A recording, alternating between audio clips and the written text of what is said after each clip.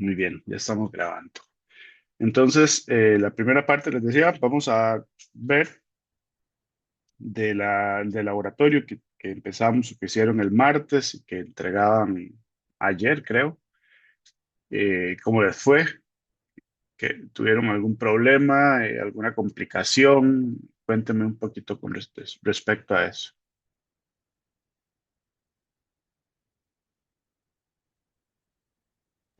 Profe, yo creo que en general bien, solo que sí me pasó algo muy curioso, que es que una clase no me servía y literal copié el código, borré la clase, la volví a hacer, pegué el código y ahí ya sirvió. Entonces no sé si es que Visual tiene errores en esa parte.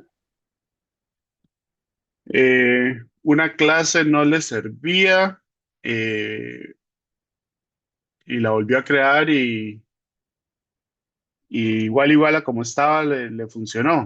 Así es. Sí, o sea, copié todo el código de la clase anterior, borré la clase, generé otra nueva, pegué el mismo código y ahí sí sirvió. Ujú. Bueno, errores que yo haya visto anteriormente, que así de este tipo, nunca me ha pasado, ¿verdad? Pero pues podría suceder, ¿verdad? A veces Profesor, cuando salen nuevas versiones suceden cosas extrañas, ¿verdad? Como este error que estamos teniendo en Visual Basic, que eso es algo nuevo. Pero así es un error de que la clase no compile o no sirva y uno la cree nuevamente, la verdad nunca me ha pasado con anterioridad. Dígame, Jairo. bueno, no sé si tendrá que ver, porque a mí me pasó algo similar, pero fue que las clases estaban en Windows Application en vez de Class Library. Ujú, Entonces eso me dio un montón de problemas y estuve un montón de tiempo viendo por qué no servían y era eso, que tenía que ok. cambiarlos. Bueno, ahí sí hay un problema, ¿verdad? Cuando, cuando no seleccionamos el tipo de proyecto adecuado. ¿Qué sucede? Que si yo genero un Windows Application, él genera un punto .exe, un ejecutable. Cuando yo genero un class library, él lo que genera es un DLL. Entonces, cuando yo voy a importar un proyecto en, en otro proyecto, eh, él lo que va a ir a buscar el DLL. Vamos a ver, el proyecto, aunque yo lo que esté haciendo es código fuente, el otro proyecto lo que va a ir a buscar es los binarios y esos binarios están en un DLL. Entonces ahí sí pueden haber problemas, o de hecho van a haber problemas si uno no selecciona el tipo de proyecto correcto, ¿verdad? Porque si yo genero puros Windows Forms Application, lo que voy a generar son un montón de ejecutables. Entonces por ahí sí, Jairo, por ahí sí, eso sí, sí tiene razón de que hay un problema, pero no es un error de Visual Basic, ¿verdad? O de .NET, sino ya es un error en la selección del tipo de proyecto. Eh, los demás, cuéntenme qué tal les fue, alguna complicación o algo.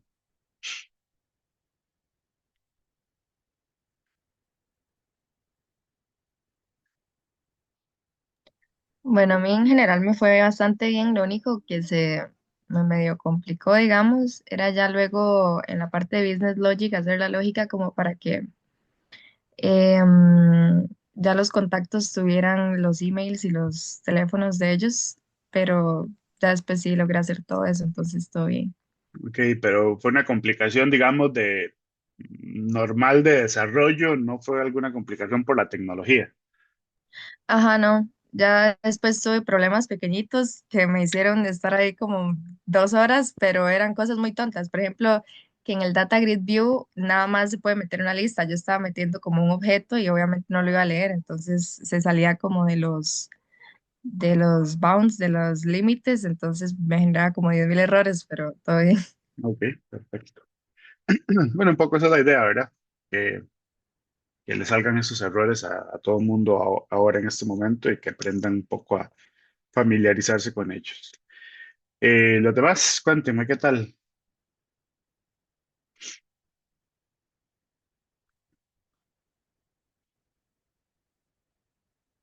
No sean tímidos, tímidas, Sí, profe, díganme, por mi parte, todo bien también. ¿todo bien? Nada más que para Ningún el inconveniente. consultar, lo que hice fue separar más las cosas, digamos, como hacer forms para consultar cada parte de la base de datos. Ok, perfecto. Ahora en la parte de web vamos a ponerle un poquito más de atención a las interfaces gráficas. Eh, digamos que en este ejercicio que hicimos de capas en Windows, en ventanas, eh, no le pusimos tanta atención a la parte gráfica, ¿verdad? Entonces sí, incluso yo se los dije en algún momento, ¿verdad? Voy a hacer esto así de esta forma, pero hay mejores formas de hacerlo, ¿verdad? ¿Por qué? Porque la idea es avanzar y terminar rápido con ese tema para poder entrar a web, porque la parte de web nos va a consumir bastante, entonces entre más rápido podamos ingresar a ese tema, mejor. Entonces, ahora en web sí vamos a cuidar un poquito más esa parte, ¿verdad? De, eh, dónde debería estar o cómo yo debería crear un formulario, ese tipo de cosas, vamos a cuidarlo un poquito más. Eh, no me refiero a que vamos a hacer ¿cómo se llama? Desarrollos con interfaces gráficas súper elaboradas, pero al menos sí vamos a procurar que las cosas estén correctas, ¿verdad? Ya el tema de que quede más bonito o menos bonito, pues ya es un tema distinto, pero sí por lo menos que las cosas queden correctas, que eso hasta el momento, digamos que no lo hemos cuidado tanto en la parte de ventanas, porque lo que queríamos era un poco ver la parte de la conexión con la base de datos y de la conexión, ¿verdad? Entre las capas y cómo la información fluye a través de las capas. Eh, cuéntenme los demás. Cristian, ¿cómo le fue? En general, bien, pero ¿Todo bien? Sin incidentes. en realidad no tanto. Ok, perfecto. ¿Demás? Carolina, Kate, David. Profe, yo la verdad es que no tuve así como muchas complicaciones, pero sí me he dado cuenta que por lo menos hasta el momento me falta práctica, porque todavía como que duro, como 1 hora, 2 horas en terminar el laboratorio y todo eso. Ok, Entonces sería como practicar más, creo yo, para cuando llegue el examen no durar tanto. ok. Los Davids.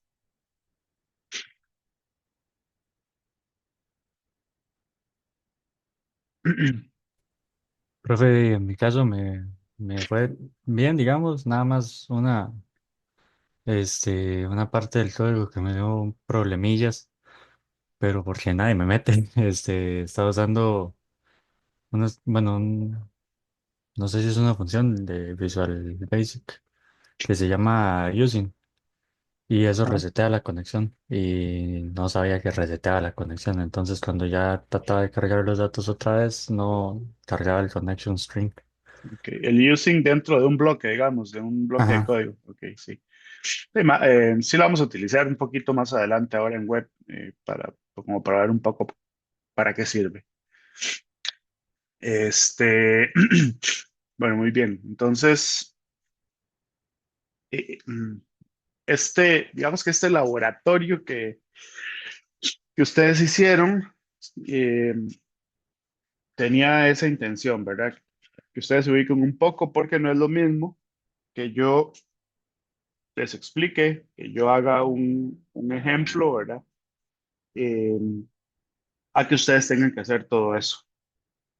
Como yo les dije anteriormente, normalmente uno, bueno, en esta parte de desarrollo en capas, ¿verdad? Yo tengo muchísimos años de trabajar esto y además, eh, pues uno más o menos prepara lo que va a ir haciendo, entonces ya tiene pues alguna idea de los errores que va a enfrentar.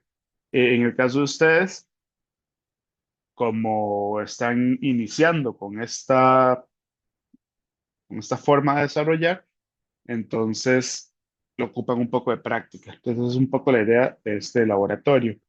Eh, yo no puedo ponerlos a practicar más ya en este tema, ¿verdad? Porque ya tenemos que movernos al siguiente tema. Entonces, cada quien, eh, pues será, digamos, responsable de saber si necesita más práctica, si necesita más algún otro ejercicio o lo que sea. Entonces, ustedes mismos pueden inventarse en algún momento algún problema que resolver y con esto practicar, ¿verdad? Se los digo porque muchas veces a a los estudiantes de años anteriores se les ha complicado el primer examen, ¿verdad? Y se les ha complicado el primer examen, que es algo similar a este laboratorio, ¿verdad? Una inserción, incluso hay años en los que se los pongo a hacer una inserción y una eliminación y ya, y aún así no les da tiempo, ¿verdad? Por supuesto, con algún tipo de complejidad, como en este laboratorio, ¿verdad? Que el tema era meter listas, incluir, ¿verdad? Cositas un poquito más elaboradas que simplemente guardar un elemento en la base de datos. Entonces, no quiero que este año les suceda de que se les va a complicar ese primer examen por falta de práctica, ¿verdad? Porque siempre, ya eso se los comenté anteriormente, siempre sucede que a quien no le fue también el primer examen, cuando llegó al segundo, dice, pero es que yo no entiendo cómo a mí no me fue en el primer examen si era tan fácil. Claro, ya para el segundo han practicado muchísimo más porque han hecho los proyectos y ya tenemos el semestre completo, ¿verdad? Entonces, al final es eso, me interesa que aprendan, que les salgan bien las cosas y que salgan bien, ¿verdad? Que aprendan eh, correctamente y tengo cero interés en que en el examen les vaya mal. Entonces, para que porfa, cada quien haga un poco de conciencia respecto a si necesita más práctica, si necesita si tiene dudas, ¿verdad? Igual me indica eh, las dudas que podamos abordar por un correo electrónico, lo hacemos y las que no, pues hacemos una llamada, una reunión de estas de Zoom o nos vemos presencialmente y aclaramos las dudas que salen. ¿Algún comentario adicional, muchachos? ¿Alguna duda? Si no, ya doy por terminado, por cerrado el tema de desarrollo en capas y aplicaciones web, perdón, aplicaciones de escritorio. Todo en orden, entonces. Muy bien. Entonces terminamos la parte de aplicaciones de escritorio. Siguiente. Yo les había comentado en algún momento que mm, mi forma, digamos, en este curso de dar, vamos a hablar de puntos extra, ¿verdad? Eso que a veces alguien dice al final, profe, ayúdeme porque me faltan unos puntitos ahí para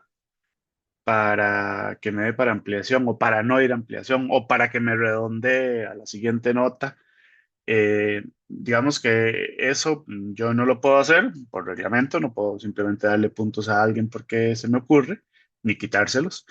Entonces, lo que yo hago a través del año es hacer una exposición opcional. Esa exposición tiene el valor de un laboratorio, digamos, o de un quiz. Si quien quiera realizarlo, entonces lo realiza y quien no, no pierde nada. Ya por ahí tengo un tema asignado que fue a Melanie, que me escribió. Lo voy a hacer ahí con otras dos compañeras. Eh, entonces, me gustaría asignar algún otro tema hoy para que ustedes puedan aprovechar el tiempo libre de la Semana Santa, si no van de paseo o algo, pues para realizar esta investigación, ¿verdad? Es una investigación relativamente, o más bien una investigación corta, ¿verdad? Porque el puntaje que tiene es más o menos el de un quiz. Al final del semestre ustedes van a hacer una investigación grande, ya más formal, que tiene un valor más importante y que no es opcional, que ya ahí sí está dentro del programa del curso. Esta es una investigación corta de un tema concreto. Me gusta abordar temas que son complementarios a la materia, ¿verdad? Porque como este curso es de lenguajes para aplicaciones comerciales, hay 1 millón de herramientas complementarias que nos van a servir. Este, herramientas que se pueden usar para los desarrollos, para facilitar la vida, para mil cosas. Entonces, como por supuesto que no podemos verlas todas en el curso, sí me gustaría pues complementar con esas exposiciones para que ustedes sepan que existen esas cosas, que hay opciones para hacer A o B o C. Entonces, esa es un poco la idea. Eh, asignaría, creo que un par de temas más, aparte del que ya está asignado, y la idea sería exponer la semana, regresando de Semana Santa, no sé si posiblemente el martes, realizamos la exposición. Este, entonces, por ahí escucho si hay algún voluntario o voluntaria. Bueno, creo que voluntaria no, porque ya las tres compañeras tienen tema, serían voluntarios. Eh, para asignarles temas. ¿Quién está interesado en realizar investigación opcional? Sí, profe, yo creo que nosotros nos apuntamos. Ok, David, ¿con quién? Normalmente me gusta que lo hagan en parejas. En el caso de las compañeras, los puse en un grupo de tres porque les asigné un tema más grande, más, pero los temitas que tengo por aquí son como para máximo parejas. Entonces, ¿usted con quién, David? Sí, no sé si el otro David se apunta, si no, tal vez Felipe, no sé. Ve, yo me Depende de cuál apunto. se manda el agua. Ok, bueno, También me apunto. entonces, ok, bueno, ustedes ahí se ponen de acuerdo para que hagan una pareja. Está bueno.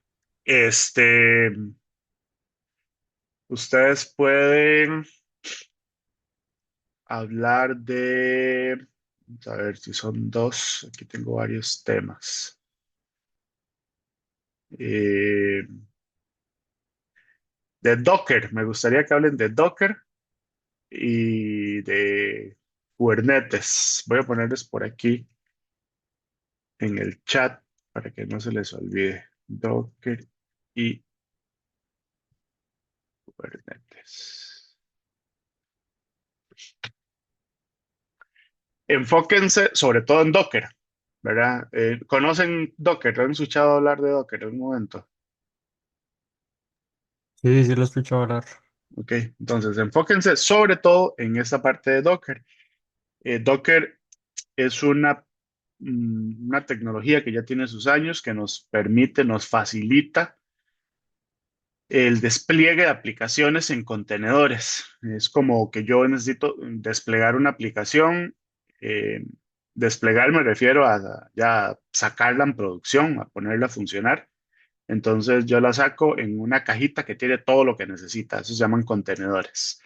Y Kubernetes es una tecnología aparte, pero relacionada con Docker. ¿Verdad? Ahí no es necesario en Kubernetes como que entren demasiado en profundidad, pero sí hablar un poquito de esta tecnología y ver cómo se relaciona con Docker, que tiene que ver con orquestación de contenedores.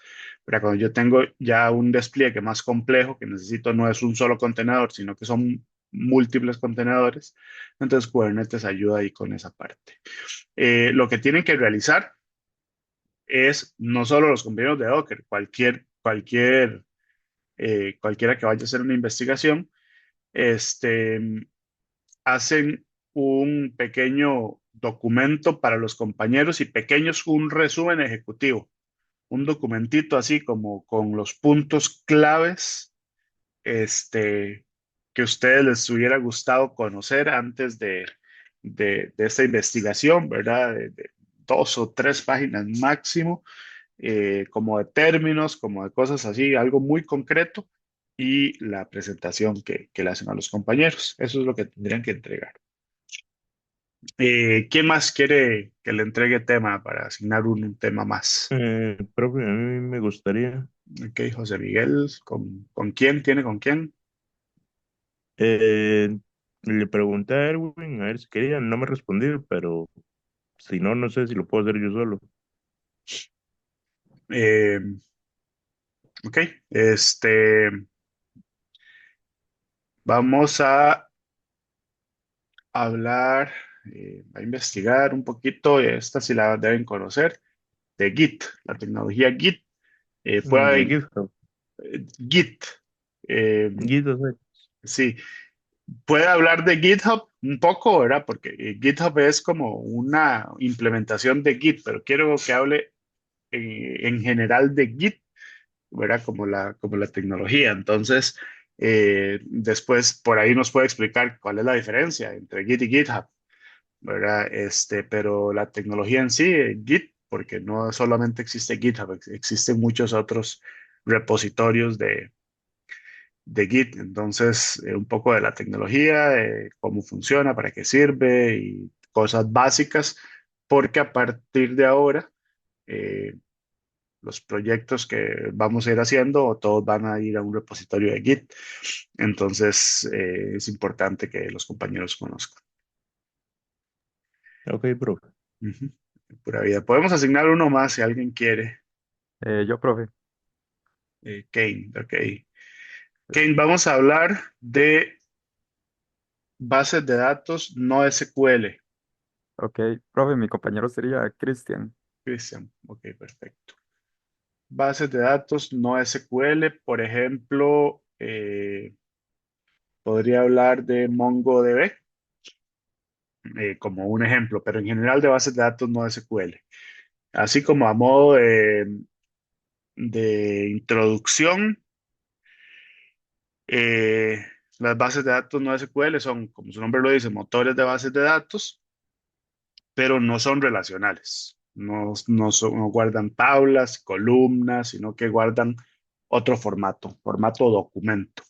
Entonces son muy útiles para ciertas aplicaciones. Yo no sé si en bases de datos ustedes verán algo de esto o no, pero pues aquí podemos retomarlo un poquitito. Ok, entonces ese sería el tema. Ya por hoy no voy a asignar más, pero más adelante en el semestre asigno algunos otros temas. Permiso un momento.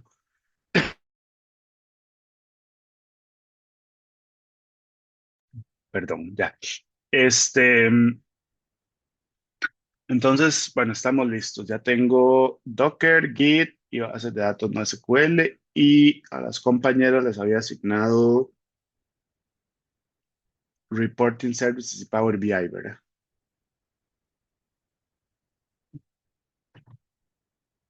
Ok, estamos por acá. Que entonces les decía, lo que entregan es ese documentito corto y por resumen ejecutivo y la presentación. ¿En dónde lo entregan? Si ustedes se meten a mediación virtual, esto es importante. Si se meten en mediación virtual, en la primera sección del curso está el programa del curso, un libro, las descargas, el video de hostigamiento sexual y abajo van a encontrar ahí mismo, en la primera sección, en el encabezado del curso, un enlace para entregar que se llama exposición opcional. Lo puse ahí porque estas exposiciones las vamos a ir realizando en las diferentes semanas, entonces no puedo meterlo en una semana en concreto porque no lo van a encontrar. Entonces lo van a encontrar ahí en el encabezado del curso, debajo de la descripción del curso, en donde está el programa y todo eso, ahí hay un enlace que dice exposición opcional. Ahí es donde suben los documentos, en este caso los que van a exponer de primeros, ahí los suben pues antes de la siguiente clase, después de Semana Santa. ¿Alguna duda hasta ahorita? ¿Algún comentario? ¿Todo en orden?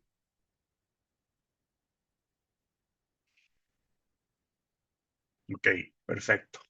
Entonces, ya con estos preparativos listos, vamos a hacer la siguiente dinámica. Como les decía, para evitar un poco tener que hablar tanto y en la primera parte que es teoría, les edité por ahí un poquito, la edición no es perfecta, pero por lo menos me aseguré de que estuviera todo lo importante. Son 3 videos. uno de introducción al desarrollo web, una segunda parte de la introducción al desarrollo web y un video de introducción a modelo vista controlador. Eh, Estos tres videos les va a tomar tal vez poquito más de una hora verlos. Este, entonces vamos a hacer lo siguiente. Eh, Voy a habilitarlos en mediación virtual.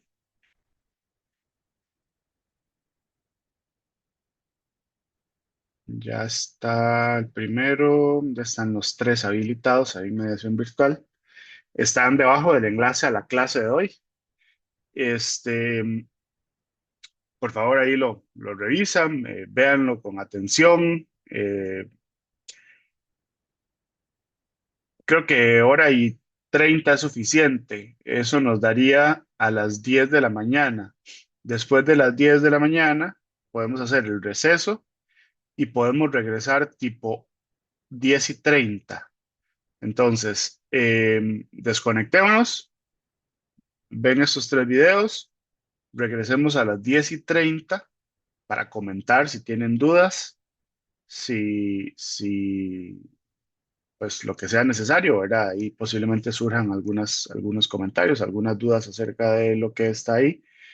Y a las 10:30, después de los videos y del receso, volvemos pues para la parte final de la clase. Si les parece, entonces lo hacemos de esa forma. ¿Alguien tiene algún comentario? ¿Estamos claros? Listo. Entonces ahí están nuestros videos. Nos desconectamos, regresamos 10:30, ¿verdad? Más o menos hora y 20, hora y 30 para eh, los videos. Van a tomar menos tiempo que eso, pero bueno, por si quieren, por si ocupan pausarlo, retrocederlo en algún momento, algo que no entendieron bien. Y después hacemos un receso y regresamos 10:30. Nos vemos ahora a las 10:30, muchachos. Listo. Ok.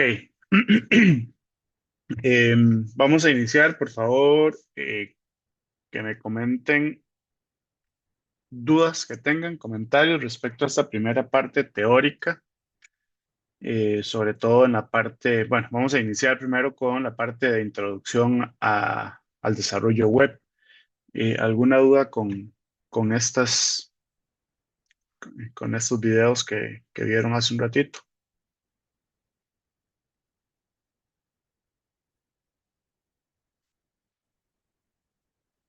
No hay ninguna duda, no hay comentarios.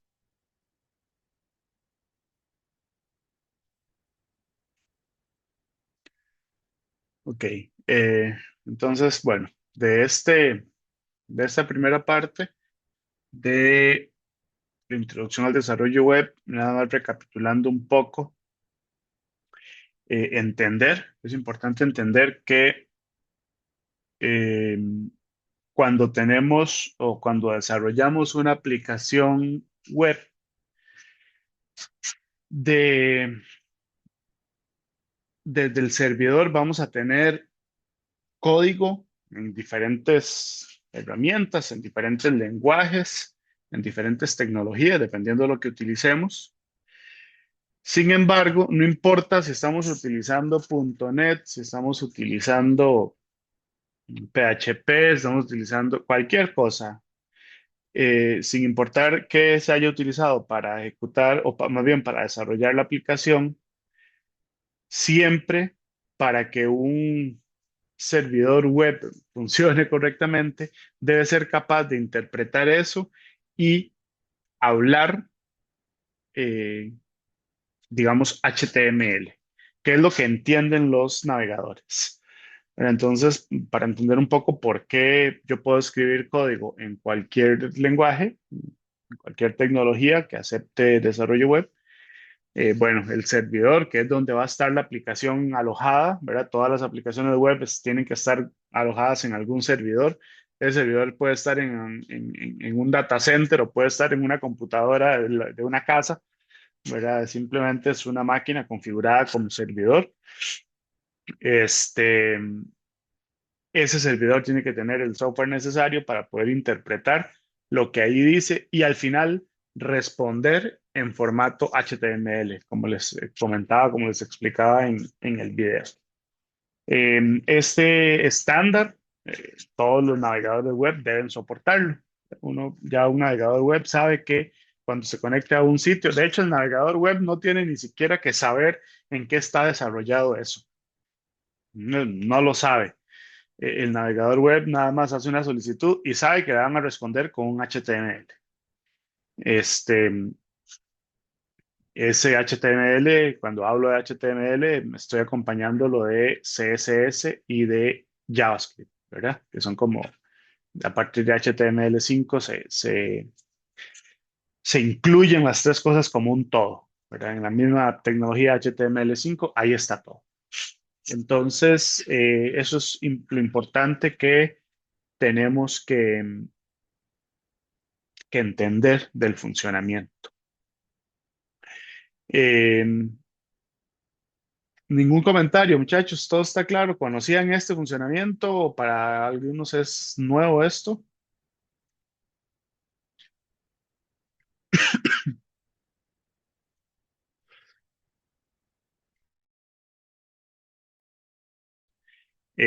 ¿Lo conocían, muchachos?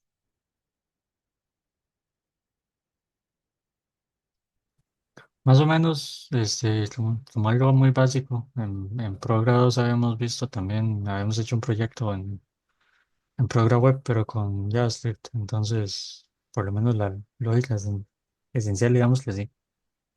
Ok, ok, muy bien. Bueno, esto a modo de resumen. Por ahí les va a quedar ese video ahí para que lo repasen en algún momento si fuera necesario. El otro video hablaba de introducción a modelo de vista controlador. Este, sí, creo que ese era el otro que le subí, ¿verdad? Estoy bien, era el de ASP MVC. Sí, profe. Ok. Entonces, bueno, ¿alguna duda con respecto a este? ¿Algún comentario respecto a un modelo de vista controlador?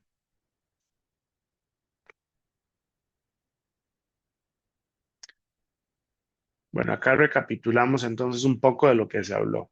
Modelo de vista controlador es un patrón de arquitectura. Como indiqué en el video, no es un patrón de arquitectura nuevo, es un patrón de arquitectura de muchísimos años, pero que sigue vigente. Y de hecho es de las formas más utilizadas cuando seguimos un patrón de arquitectura para desarrollar en múltiples arquitecturas, en múltiples plataformas. Básicamente es una estructura en la que, como su nombre lo dice, dividimos los proyectos en tres grandes categorías: los modelos, las vistas y los controladores. No es exactamente, mucha gente cree que los modelos, vistas y controladores se traduce directo a la arquitectura de tres capas como lógica de negocios, acceso a datos y interfaz gráfica, y no es así. Es muy diferente la arquitectura en MVC a una arquitectura en capas como la que hicimos las semanas anteriores. Entonces, en el modelo vista controlador, lo primero que tenemos son los modelos, ¿verdad? Como su nombre lo dice. ¿Qué son modelos? Bueno, tiene que ver con todos los elementos que nos van a permitir, valga la redundancia, modelar la aplicación. Eh, entonces, cuando yo desarrollo una aplicación no sé, de una venta de tiquetes para conciertos o para eventos masivos, entonces yo identifico los elementos del dominio, identifico que hay una clase que va a ser el evento, que hay una clase que va a ser la localidad, digamos, el estadio o el lugar en donde va a ser el evento, que va a ser una clase que va a ser un tiquete, que represente un tiquete de compra, que va a haber, sí, todos esos elementos que yo voy identificando del dominio, esos son modelos, ¿ok? También las estructuras de datos que voy a utilizar, esos son modelos. Y también la parte que me maneja la lógica de negocios va dentro de los modelos. Entonces, vea que aquí tengo como varias cosas revueltas, ¿verdad? Si nos vamos a pensar en la arquitectura de capas, bueno, en los modelos iría un poquito de lo que sería el DOM, de la arquitectura de capas, o iría el DOM completo, más bien, iría la lógica de negocios e iría el acceso a datos, ¿sí? Aquí en los modelos. Resulta que parece que todo va a ir revuelto, pero no, no todo va revuelto. Yo los modelos, bueno, el acceso a datos podríamos sacarlo, pero bueno, de momento dejémoslo ahí. No todo va revuelto porque yo estos modelos los puedo agrupar según su funcionalidad. Si son modelos de lógica de negocios, si son modelos de objetos del dominio, ¿verdad? Los modelos del dominio de la aplicación, o si son modelos que representan acceso a datos, puedo agruparlos, ¿verdad? Pero los modelos es eso, los moldecitos con el cual yo eh, voy a trabajar. Aquí hice acabo de decir algo incorrecto. Dije que la parte de acceso a datos y lógica de negocios va dentro de los modelos, no, es dentro de los controladores. Acabo de darme cuenta que dije esto que era incorrecto. Los modelos son moldes, digamos, los cuales yo voy a utilizar para darle forma a mi aplicación. ¿Ok? Entonces, ahora sí, los controladores, que antes hice una mezcolanza. Los controladores, ahí sí voy a tener la lógica de negocios, ahí voy a tener el acceso a datos eh, y desde los controladores voy a hacer uso de los modelos. ¿Ok? Entonces, en los controladores, yo lo que voy a hacer, bueno, y también tengo diferentes tipos de controladores. ¿Verdad? Los controladores, yo voy a tener los que responden a las acciones de usuario o controladores que ejecutan lógica de negocios o controladores para que van acceso a datos o controladores que hacen varias cosas de estas al mismo tiempo. ¿Ok?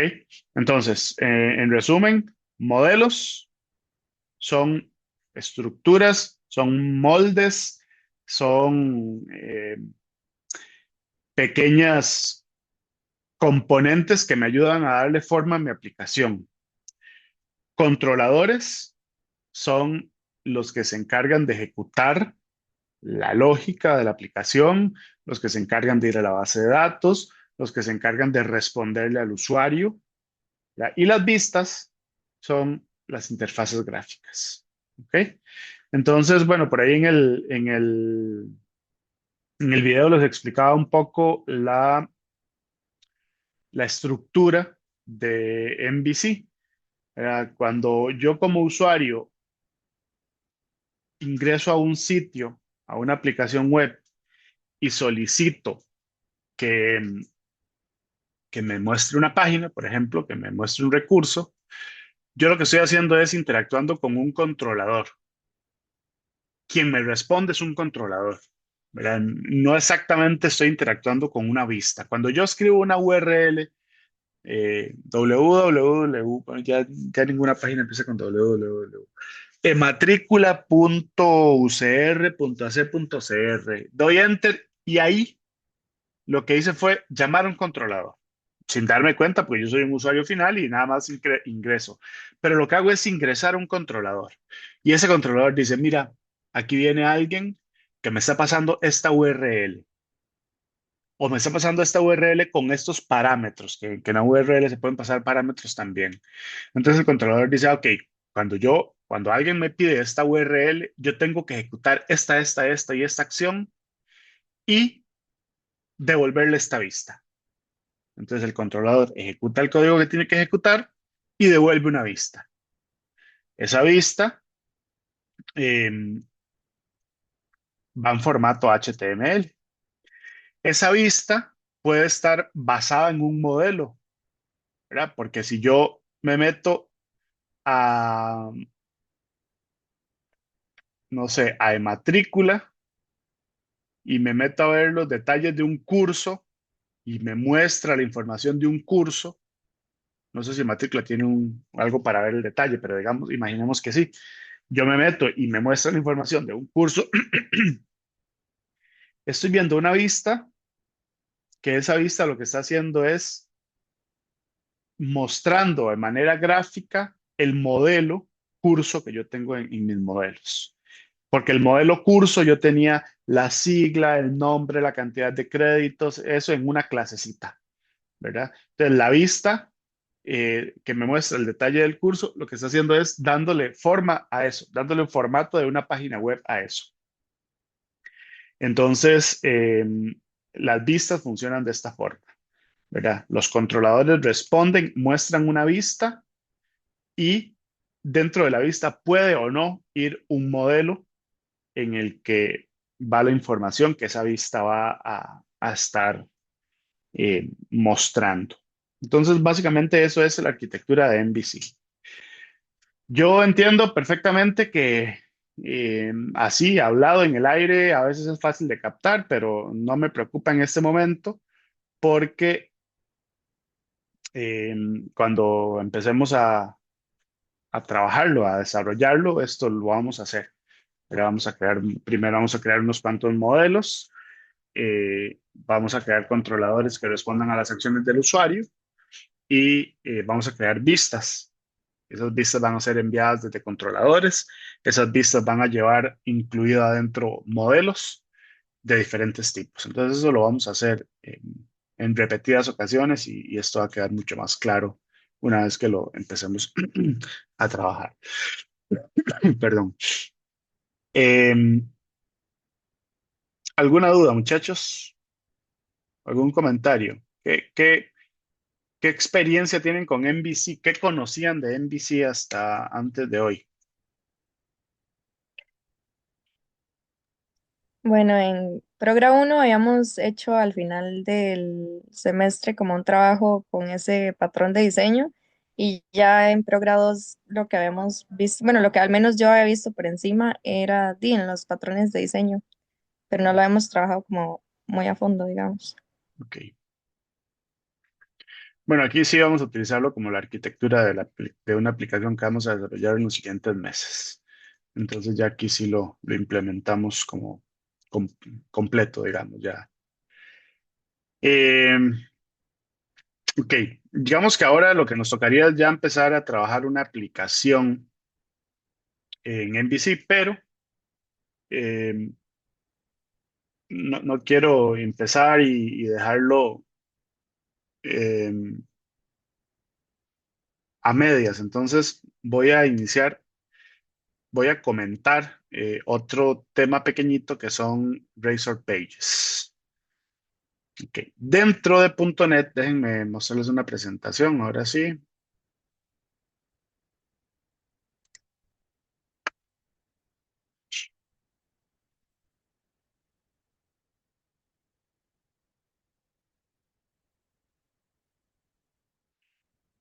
Dentro de .NET tenemos una tecnología que se llama Razor Pages. ¿Qué es Razor Pages? Bueno, es digamos que un lenguaje, ¿verdad? Bueno, es una tecnología en realidad que me permite crear interfaces gráficas, me permite crear vistas. Cuando yo desarrollo web, y esto no es en .NET, esto es prácticamente que en cualquier herramienta moderna, cuando uno desarrolla web, uno tiene la facilidad de que es posible escoger cuál herramienta me gusta para hacer las interfaces gráficas. O sea, yo puedo desde .NET desarrollar toda la parte de la lógica, toda la parte de acceso a datos, todo lo que va, entre comillas, por debajo, desarrollarlo con .NET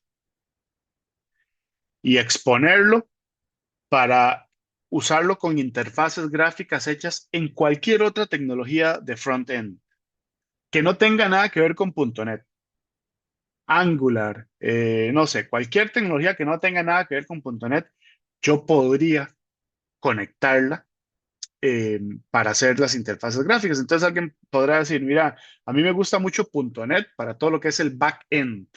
¿Ustedes se identifican bien los términos back-end y front-end? ¿O no? Para hacer aquí un paréntesis.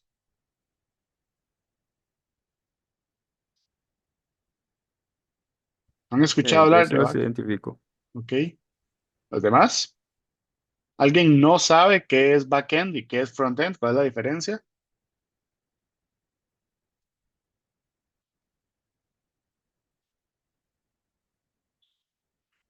Todo el mundo lo conoce, muchachos. Díganme sí o no.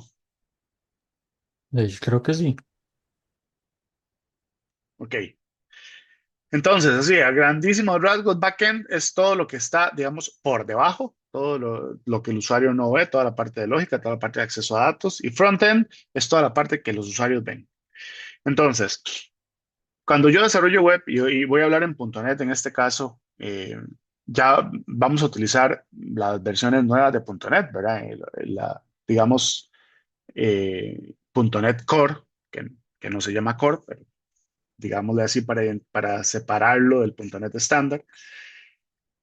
Yo puedo hacer todo el backend. Entonces, ustedes, como ya saben programar en .NET, ustedes dicen, no, es que a mí me gusta .NET porque es muy fácil, porque tiene tal y tal herramienta, pero para interfaces gráficas no me gusta.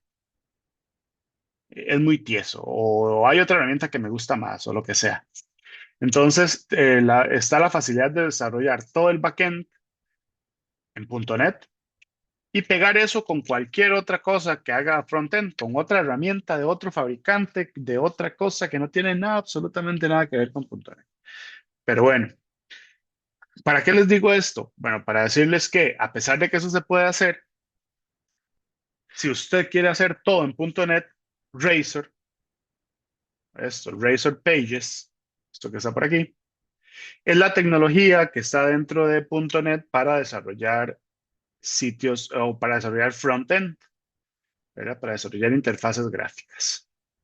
Entonces, eh, en Razor, en esta tecnología, utilizamos algo que se llama routing.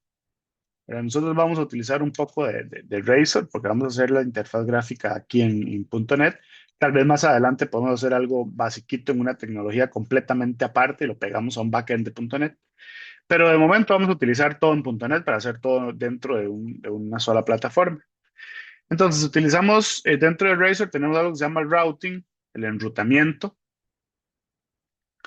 que eh, dentro de Razor Pages, las URLs están mapeadas a archivos físicos de, de, de- de código, digamos. Eh, Cuando yo utilizo esta tecnología llamada Razor Pages, digamos que yo puedo, de cierta forma, saltarme los controladores en MVC, ¿verdad? Pero bueno, no voy a entrar en detalles aquí, prefiero ya después cuando lo hagamos ya en el ejemplo ver esto. Pero bueno, básicamente saber que esto mapea direcciones con archivos y que tenemos un elemento default, un documento por defecto, que es el index.cshtml.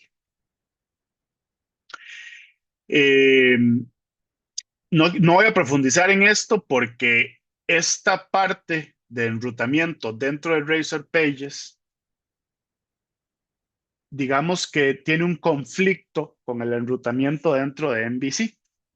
Entonces, si vamos a utilizar MVC, yo no voy a utilizar el enrutamiento de Razor. Si yo utilizo el enrutamiento de Razor, no me funciona el enrutamiento de MVC porque son cosas diferentes. Sin embargo, yo puedo hacer una aplicación MVC completa usando su enrutamiento y brincarme esta parte, el enrutamiento de Razor Pages. Entonces no quiero profundizar mucho acá porque esto de que una URL está mapeado físicamente a un archivo en el disco es de Razor Pages y es un conflicto o entra en conflicto con el enrutamiento de MVC que vamos a utilizar más adelante. Pero ¿por qué estoy viendo Razor Pages? Bueno, porque vamos a utilizar algunas cosas como los HTML helpers. Los HTML helpers son una, eh, ¿qué será? Una herramienta o algo que trae Razor Pages que retornan un string. ¿Y qué tiene ese string? Bueno, básicamente un HTML helper nos permite crear, como dice aquí, un control HTML de forma programática. ¿Qué significa crear un control HTML de forma programática? Bueno, imagínense que yo tengo una lista de elementos de lo que sea. Una lista de productos, una lista de clientes, una lista de lo que sea. Si yo ocupo poner eso en un HTML,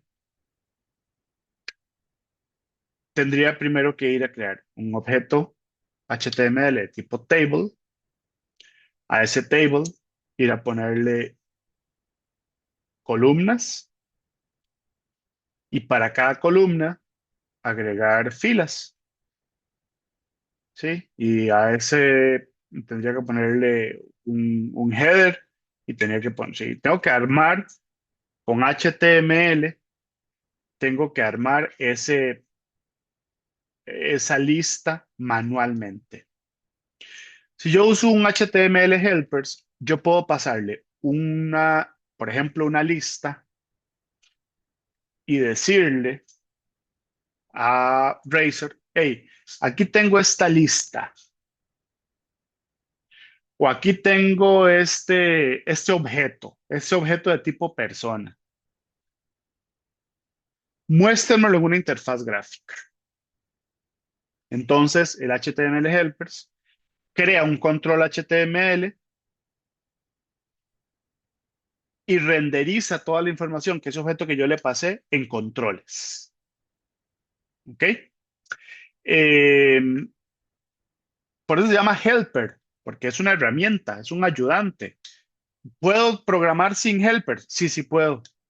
¿Verdad? Yo agarro un HTML, creo los controles a pie, uno por uno, y, y después de que creo el control, le digo, hey, en la fila uno columna uno ponga este valor, en la fila uno columna 2 ponga este valor, y en la fila uno columna 3 ponga este valor, y en un ciclo lleno toda la información de esa, no sé, de ese table que yo acabo de crear. Eso se puede hacer. Pero con un HTML helper, yo puedo de cierta forma automatizar algunas cosas, de forma que yo le pase un objeto que tiene cierta información y él me ayude a creando un objeto de HTML ya con esa información y yo no tenga que hacerlo manualmente. ¿Qué hace él? Bueno, retorna todo el HTML completo de ese control con los valores y con todo. Al final es lo que hace es renderizar un HTML. Eso se llama entonces HTML helpers y la palabra helpers lo que está indicando aquí esto es una herramienta, esto es un ayudante. Esto no es algo requerido que tengo que usarlo sí o sí, pero son muy útiles. Entonces, en cualquier momento utilizamos HTML helpers. Eh, si los comparamos con los controles que tenía ASP.NET Web Forms, aquí les voy a explicar una cosa de Web Forms. Web Forms, como es uno de los videos que ustedes escucharon, decía, era la tecnología vieja de desarrollo de aplicaciones. Y en Web Forms tenía sus propios controles. ¿Qué significa esto? Bueno, que HTML tiene una lista de controles estándar, ¿verdad? Si ustedes van y se meten a buscar una lista de los controles que existen en HTML, ahí van a encontrar cuáles controles existen y más que esos no hay, son esos. Bueno, cuando yo desarrollaba con Webform, ellos tenían sus propios controles y había un control que era un grid view que no existe en HTML, pero yo podía poner un grid view o podía poner no sé, una serie de controles que no existían en HTML. Entonces, el compilador lo que hacía era convertir esos controles, por ejemplo, un grid view, en cosas que sí existieran en HTML. Entonces, ese grid view, que era muy parecido al data grid view que ya usamos en Windows, ese grid view se convertía en un HTML, en un table de HTML. ¿Ok? Entonces, eso existía antes. Sin embargo, ya no existen, sino que ahora lo que podemos hacer es HTML helpers, que son mucho más livianos comparados con esos controles, y no utilizan view state, que es algo de lo que expliqué también en uno de los videos, que el view state era un montón de información que se transitaba entre el cliente y el servidor para poder mantener el estado de esos controles. Entonces, con los HTML helpers esto no es necesario y con los HTML helpers lo que estoy haciendo es creando elementos de HTML de una vez, desde el momento de su creación. Él es un elemento que ya existe dentro de HTML. Voy a hacer un minuto de pausa, un momento para traer agua. Entonces, por favor, denme un segundito. Muy bien, continuamos. ¿Alguna duda con esto? ¿Se entiende más o menos qué es un HTML helper? ¿Para qué puede servir? Ok, bueno, luego los vamos a usar y tal vez también va a quedar más claro. Aparte de HTML helpers, tengo algo que se llaman tag helpers. Antes de pasar con los tag helpers, voy a hacer aquí un paréntesis y les pregunto a ustedes, ¿qué tanto conocen ustedes de HTML? ¿Lo han utilizado? ¿Lo han, eh, conocen un poco de los controles que existen dentro de HTML, la estructura y etcétera, etcétera? ¿Qué han hecho con HTML ustedes?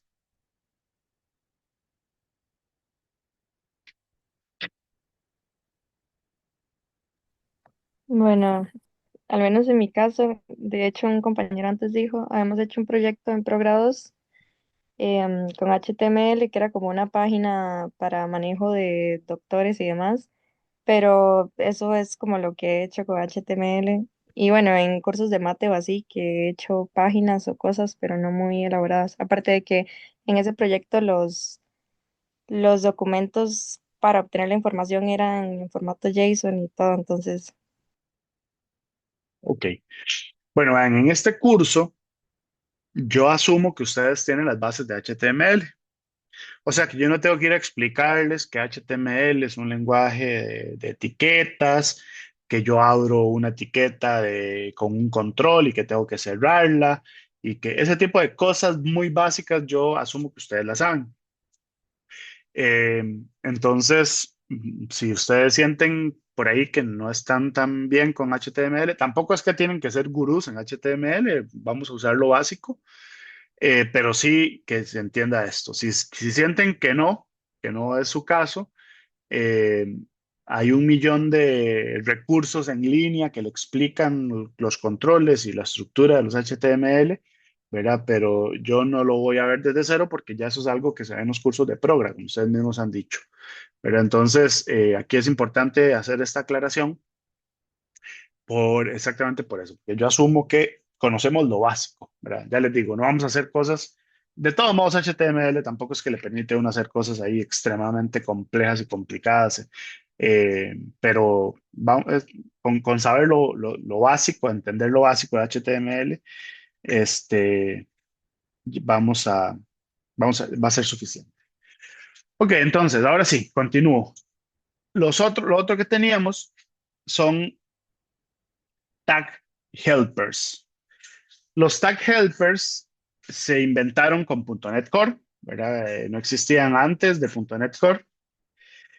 Y básicamente lo que nos permite a nosotros es meter dentro del HTML código de servidor. ¿Qué es código de servidor? Son cosas que no van dentro de un HTML. ¿Ok? Em, ¿Por qué? Bueno, porque el servidor, porque este código se va a ejecutar por parte del servidor. Entonces, nosotros vamos a meter pequeños bloques de, de código en C Sharp adentro del HTML. Y bien, podrá decir, esto no es un desorden. No, si se hace adecuadamente. Es una herramienta muy útil, ¿verdad? Yo aquí no voy a ponerme a crear, no sé, clases o modelos o cosas. No, no. Lo que voy a hacer son cosas muy basiquitas de C Sharp adentro del HTML. Por ejemplo, yo puedo hacer un for each que me recuerda una lista y esa lista agregar botones para cada elemento de esa lista o agregar cajas de texto para cada elemento de esa lista. Entonces, ese for each no es HTML porque yo, por ejemplo, estoy pasando una lista de objetos de una clase de C Sharp y estoy recorriéndolo en el HTML. Entonces, los tag helpers me permiten hacer esas cosas. ¿Ok? Razor me permite hacer esas cosas. Razor me permite ejecutar código de C Sharp en las vistas, aquí, adentro del HTML. Al final, esto lo hace el servidor, ¿verdad? Acuérdense ustedes que cuando le envío una respuesta a un cliente, ese cliente tiene que recibir HTML puro. Si yo le mando al cliente un poco de cosas en C Sharp, no, la página no se va a ver nada. ¿Ok? Pero bueno, esto sirve para que el cliente ejecute ciertas cosas. Entonces, por aquí podemos observar que, por ejemplo, tengo una etiqueta tipo anchor, un enlace que va, que tiene esto aquí, que esto no es HTML, ¿verdad? Dentro de HTML ustedes no van a encontrar nada que se llame ASP área. Eso no es HTML. Déjenme buscar aquí. Aquí. Esto que se llama ASP área no es HTML. Esto que se llama ASP page no es HTML. Cuando yo tengo una etiqueta de tipo A, un anchor, ¿qué cosas o cómo hago para que eso me genere un link, un enlace, para hacer que esa etiqueta vaya a algún lado?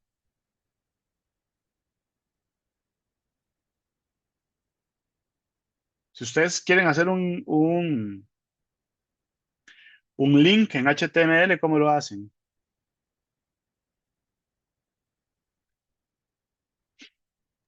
Se le tiene que agregar como href o algo así. Href, correcto. Entonces, en HTML, yo aquí, esta clase, esto es CSS, ¿verdad? Esto es cómo se va a ver esta etiqueta, este anchor. Y si yo quiero que vaya a una página, yo agrego href y le digo href igual http tal y va a un lugar. Aquí lo que estoy diciendo es, mira, este anchor va a ir a una página que se llama index. Esta página está dentro de un área, luego vamos a ver qué son áreas, o más bien no está dentro de ningún área, el área está vacía y la página se llama index. Entonces, esto le ayuda a uno muchísimo porque no utiliza los hrefs, sino que le está diciendo cómo se llama la vista. La vista se llama index y ya. Cuando esto se compila y se le envía al cliente, se le está enviando una etiqueta A, un anchor, pero con el href a esta dirección. Entonces los tag helpers también ayudan en ese tipo de cosas.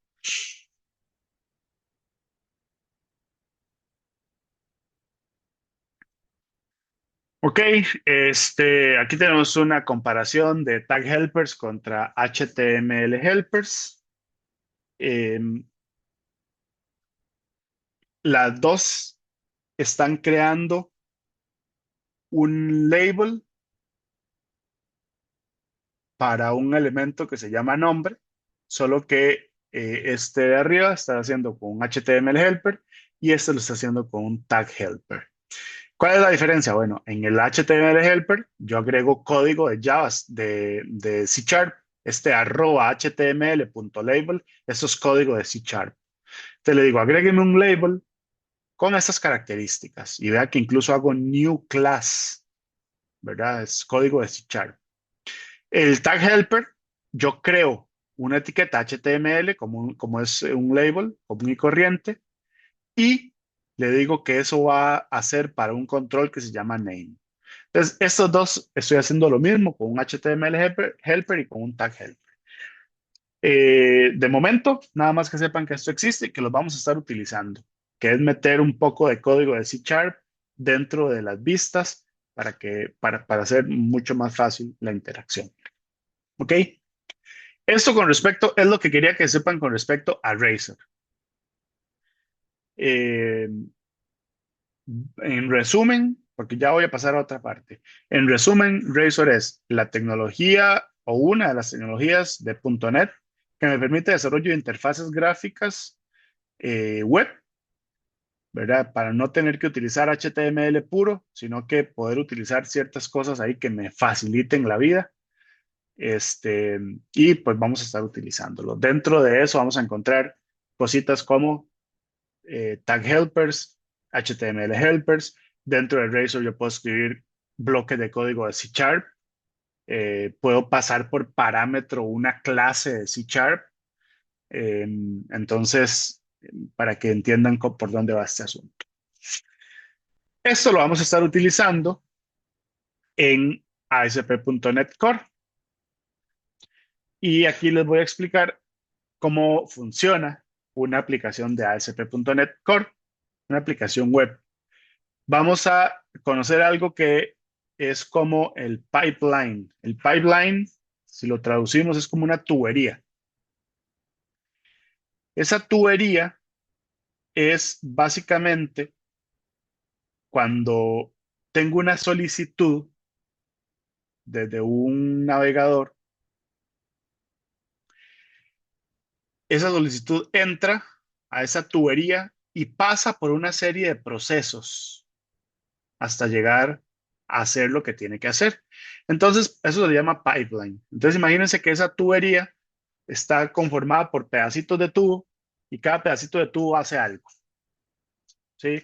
Es una línea de ensamblaje, como cuando están creando no sé, una computadora en una línea de ensamblaje automática. Entra la tarjeta madre vacía, aquí le soldan los componentes, los capacitores, por aquí, no sé, le soldan ¿qué más tiene la tarjeta? Le soldan los componentes de la tarjeta gráfica y por aquí le soldan los componentes de el audio, el controlador USB en una máquina. Entra, aquí le hacen algo, aquí le hacen algo, aquí le hacen algo, control de calidad y salió la tarjeta madre automáticamente creada. Bueno, el .NET funciona así. Entra una tubería a un pipeline y tengo diferentes cosas. Entonces, por ejemplo, yo puedo entrar, pasar por la parte de autenticación, decirle que esta va a pasar por una arquitectura de modelo vista controlador y que voy a tener archivos estáticos, ¿verdad? Llega al servidor y se da la respuesta. Entonces, cuando hablemos del pipeline, es esto. Ya casi vamos a ver el pipeline en código, ¿verdad? No es tan difícil como uno podría imaginarse. Ya casi vamos a ver un ejemplo de esto en código. Entonces, cuando hacemos un request desde el browser, pasa por un montón de cosas, ¿verdad? Por ejemplo, pasa por un servidor web. En el caso de Microsoft, el servidor web es IIS, Internet Information Services. Ese es el servidor web que Microsoft brinda para, para las aplicaciones web. Sin embargo, .NET Core tiene la característica de que puede correr sobre otros tipos de servidor web. Antes, con las tecnologías viejas, sí o sí yo tenía que tener IIS corriendo, el servidor web de Microsoft corriendo sí o sí para que una aplicación web sirviera. Eso significaba que los servidores, que eran máquinas que tenían esas aplicaciones, tenían que tener Windows. Ya hoy en día no. Ya hoy en día .NET Core corre sobre IIS, un servidor web, pero corre sobre otros servidores web también que pueden estar en otras plataformas. Entonces, una aplicación web desarrollada con .NET Core puede correr sobre un servidor en Linux sin ningún problema. Pero bueno, un servidor web, la tecnología de .NET. De este lado tenemos la aplicación en donde tenemos todas las capitas que vimos en la diapositiva anterior. ¿Verdad? Por todo esto pasa una solicitud para llegar al servidor y devolverse hasta el browser. ¿Cómo se ve esto en código? Así de sencillo. Hay un método de una clase específica dentro de las aplicaciones de MVC que tiene un método que se llama método configure. Y aquí yo le agrego las piezas del rompecabezas. Aquí yo agrego estos pedacitos de tubería, los agrego en esta clase. Entonces vea que aquí dice, bueno, aquí vienen algunas una validación de si estoy en desarrollo o no. ¿Verdad? Esto más adelante lo vamos a ver. Vamos a ignorar esta parte y vamos a ver esto. Dice app.use HTTPS redirection. Aquí yo le estoy diciendo a mi aplicación, agréguele esta característica. Eso es un elemento del pipeline. A mi aplicación, agréguele el uso de archivos estáticos. Eso es otro pedacito del pipeline. A mi aplicación, agréguele enrutamiento. A mi aplicación, agréguele la parte de autorización y utilice los siguientes endpoints. Endpoints se los hablamos más tarde. Pero bueno, básicamente esto, ven, yo aquí voy agregando pedacitos. Use esto, use esto, use esto otro, use esto otro. Entonces, nosotros vamos a ir creando también algunos componentes. Todos estos componentes ya están precreados dentro de .NET, pero yo puedo crear un componente y agregarlo aquí al pipeline para ponerlo en esta fila de cosas por las cuales las solicitudes pasan. Eso es un poco el funcionamiento de .NET. Eh, Se dice que las solicitudes, ¿verdad? Todo lo que pasa por ese pipeline, lo que pasa por esa tubería, eh, pasa a través de algo que se llama el middleware. Y el middleware son todas estas piezas del rompecabezas. ¿Ok? Entonces, quiere decir a ustedes, esto es como una tubería, ¿verdad? Por aquí verifico si algo está bien. Si está bien, pasa al siguiente componente. Si está bien, pasa al siguiente componente. Y si está bien, llega al servidor. Pero si en alguno de estos salió algo mal, pasa y se devuelve un mensaje de error. Viene por aquí, se autenticó, la autenticación no fue la correcta, entonces voy para atrás con un mensaje de error. Viene por aquí, autenticó correctamente, esto salió correctamente, se ejecutan las cosas en el servidor y va para atrás. Pero entonces a estas piezas del rompecabezas se le conoce como middleware. Eh, Ok, bueno, aquí viene como el ejemplo que yo estaba explicando, ¿verdad? Donde las cosas pueden ir por acá o pueden provocar un error y devolverse. Esto es un poco la arquitectura dentro de .NET, ¿verdad? De cómo funcionan las aplicaciones adentro de .NET, en .NET Core. En este caso, ¿verdad? En ASP.NET Core, que es lo que vamos a estar utilizando. Cuando hablamos de ASP.NET, aquí esto no se los había dicho, ASP.NET es la tecnología dentro de .NET para desarrollo web. ¿Ok? Entonces, ASP significa Active Server Pages y es la tecnología de .NET para desarrollar aplicaciones web.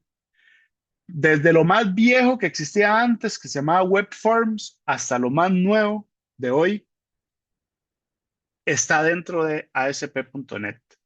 Entonces, cuando hablemos de ASP.NET, estamos hablando de esa tecnología para desarrollo de aplicaciones web dentro de .NET. Resulta que dentro de .NET tenemos algo que se llama Dependency Injection o inyección de dependencias. La inyección de dependencias no es propia de .NET. La inyección de dependencias no es algo que inventó Microsoft. La inyección de dependencias no es algo propio de MVC, no. La inyección de dependencias es un patrón de diseño que se puede utilizar en cualquier lenguaje decente, que nos ayuda a hacer, no en cualquier lenguaje decente, no, en muchos de los lenguajes actuales, que nos permite, como su nombre lo dice, inyectarle dependencias, inyectarle funcionalidades a nuestro código. ¿Qué es eso de inyectarle funcionalidades? Bueno, voy a mostrarlo con un grafiquito que voy a estrenar en este momento, un grafiquito que hice hace unos días para intentar explicarles a ustedes esto de inyección de dependencias. Denme un segundito para encontrarlo porque se me había olvidado tenerlo preparado. Eh, Aquí está.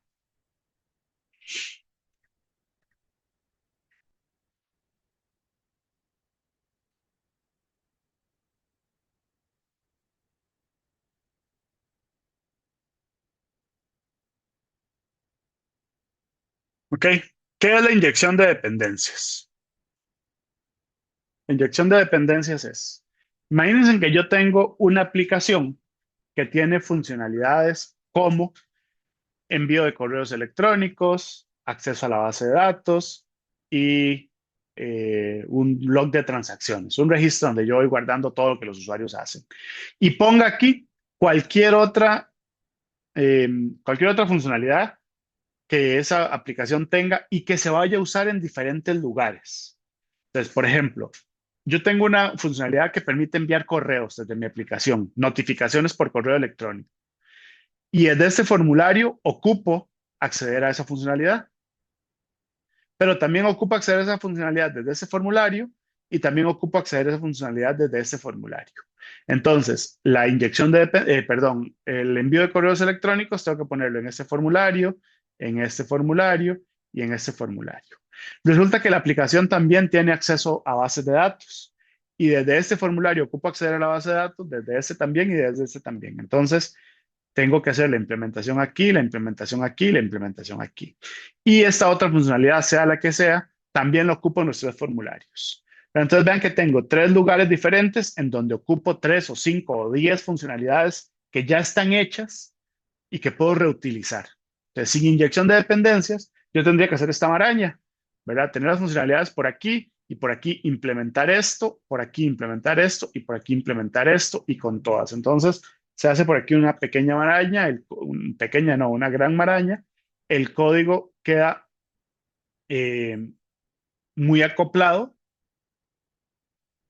lo que hace que un pequeño cambio, que yo haga un pequeño cambio en esto, vaya a afectar un montón de lugares. Entonces, puede tener código repetido, voy a tener que a la hora de hacer un cambio ir a verificar que todo funciona. Es una mala práctica.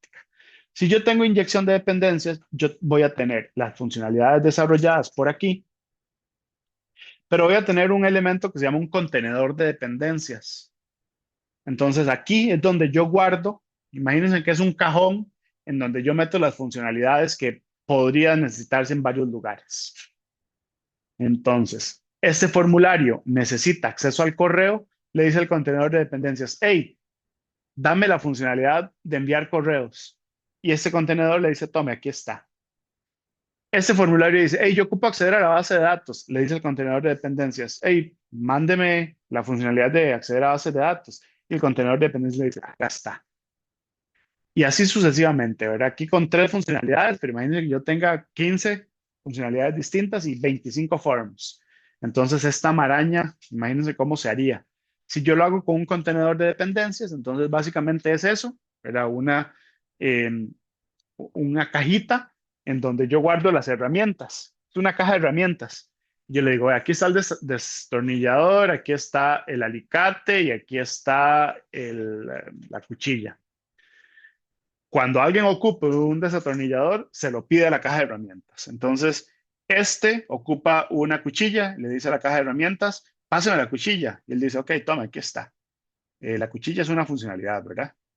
Este, ocupo el desatornillador Phillips, préstemelo, caja de herramientas. Ok, el desatornillador es este, esa funcionalidad de base de datos. Toma, acá está.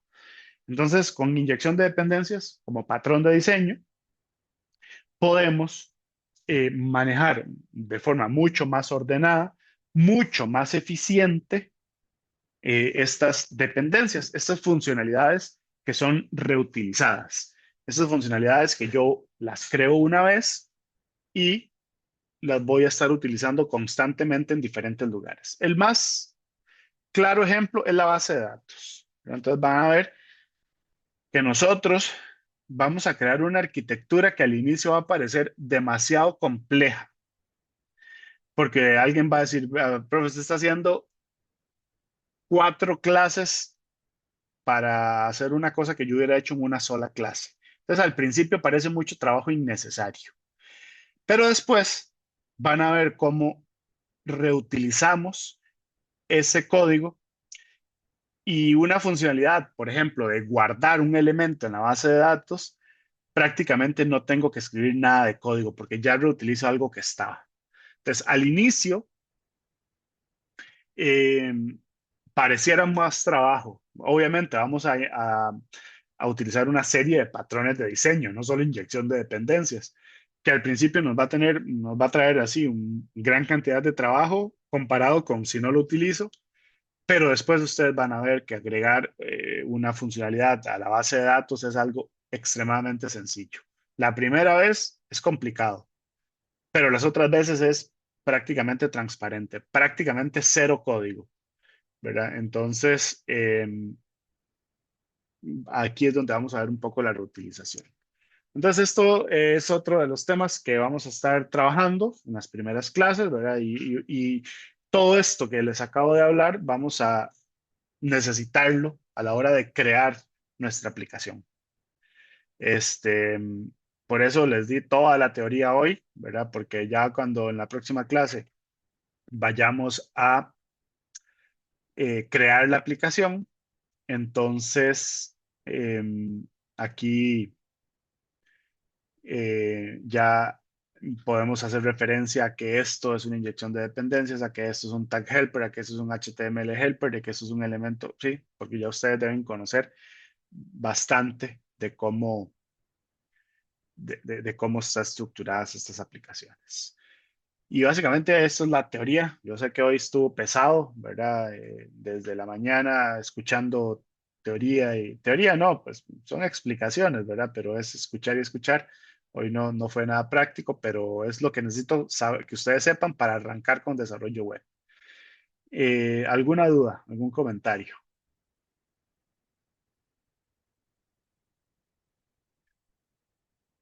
¿Todo bien? ¿Todo claro? ¿O nada claro?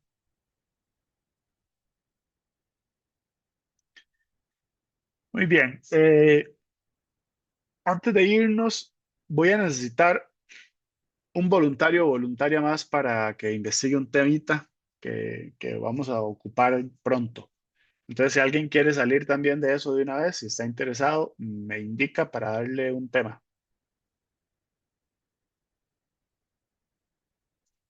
Es fácil.